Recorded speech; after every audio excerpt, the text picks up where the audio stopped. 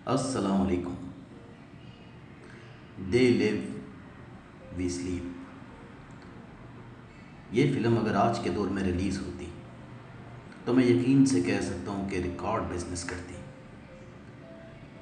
1988 में रिलीज़ होने वाली फ़िल्म में शैतानी तंजीम या सीक्रेट सोसाइटी को एक्सपोज किया गया है।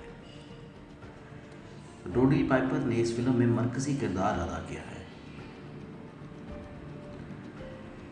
रूह ज़मीन पर सबसे मुख्तसर और ताकतवर ग्रोह वो 13 ख़ानदान है जिनका जिक्र तफसील से कभी किसी वीडियो में किया जाएगा। फिलवक्त इस फिल्म में इस ग्रोह का नाम तो नहीं लिया गया, मगर लफ्ज़ देह का इस्तेमाल किया गया है। फिल्म का सबसे गहरा और मायनेखेज़ जुमला दे लिव वी स्लीप है। मतलब हमारी गफलत की नींद सोना ही इस एलीट क्लास की ज़िंदगी है। जंग करने से मुल्क पर कब्ज़ा तो हो सकता है, तबाही तो फैला सकते हैं, मगर सबसे बड़ा फातिहा वो होता है जो दिमाग पर हुकूमत करता है। आपके जिस्म और दिमाग को कंट्रोल करने के लिए सियासतदान, media, doctors, builders, food chains, अदालती निज़ाम और बैंकर्स अपना अपना किरदार अदा कर रहे हैं। इस फिल्म में रोडी पाइपर बेमकसद अपना वक्त को सर्फ करने के लिए सड़कों पर घूमता नजर आएगा, जहाँ पर एक पादरी लोगों को शैतानी ताकतों के बारे में बता रहा होगा कि किस तरह शैतानी ताकतें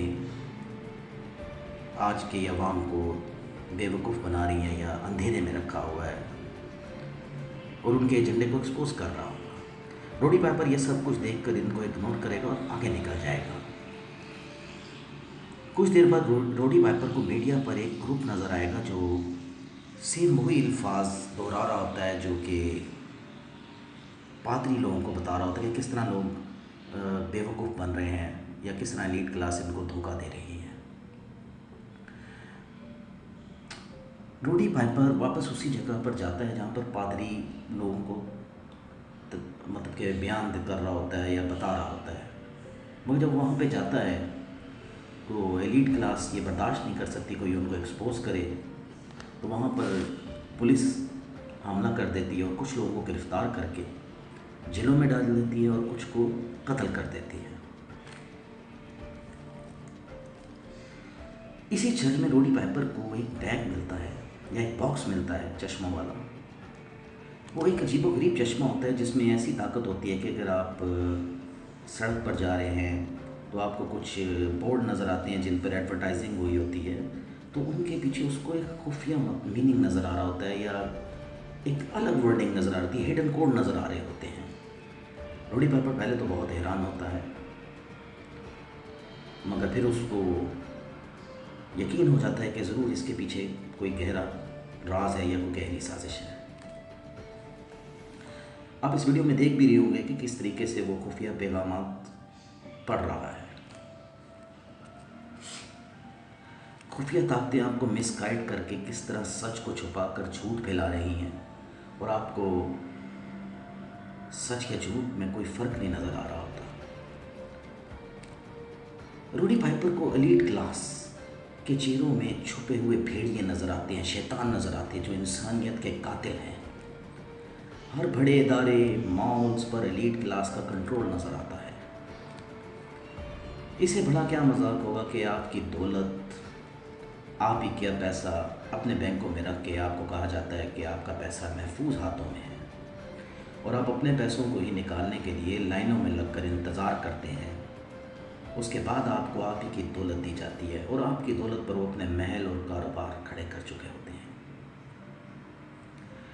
रोडी पाइपर का एक दोस्त होता है फ्रैंक। वो फ्रैंक को सब कुछ बताता है, लेकिन फ्रैंक कुछ मानने को तैयार नहीं होता। उनका काफ़ी लड़ाई झगड़ा भी होता है।